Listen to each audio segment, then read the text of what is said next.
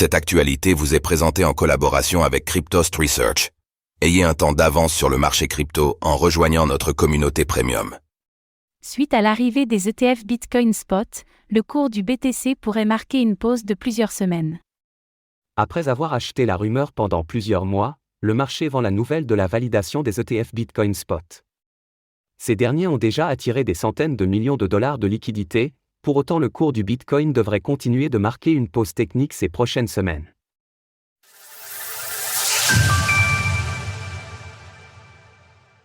La consolidation du Bitcoin n'a rien d'inquiétant ni de surprenant.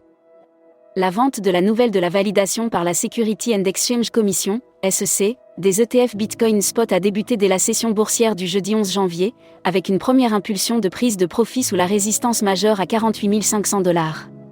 C'est ensuite la session massive d'expiration d'options BTC du vendredi 12 janvier qui a activé pour de bon les prises de bénéfices. Cette résistance est un solide obstacle chartiste, représentant entre autres 61,8% de retracement de l'ensemble du marché baissier de l'année 2022. C'est aussi la résistance technique la plus haute formée dans le sillage du déclenchement de la guerre en Ukraine durant l'hiver 2022. C'est enfin une proportion de marché très suivie par la haute finance, une extension de Fibonacci usuelle qui permet de décrire le mouvement haussier entre 25 000 et 48 500 $ comme une vague impulsive numérotée 3. Le marché a donc laissé la place à la construction de la vague 4, et cette dernière devrait durer plusieurs semaines avec un cours du Bitcoin qui est à nouveau synchronisé avec le marché action et les fondamentaux de la finance traditionnelle. La consolidation du BTC après 160% de hausse annuelle en 2023 n'a donc rien d'inquiétant, car elle s'inscrit dans un cadre technique classique. D'ailleurs, l'ensemble du mouvement haussier en place depuis l'automne 2022 a des caractéristiques bien construites avec une alternance entre des phases haussières impulsives, la vague 1 entre 15 000 et 25 000 $, la vague de pause 2 entre 25 000 et 32 000 $, et la vague 3 impulsive entre 25 000 et 48 500 $. Finalement, la pause actuelle dans la tendance haussière de fond n'est ni inquiétante ni surprenante, car elle correspond à ce que propose le BTC comme rythme de marché depuis maintenant 15 mois.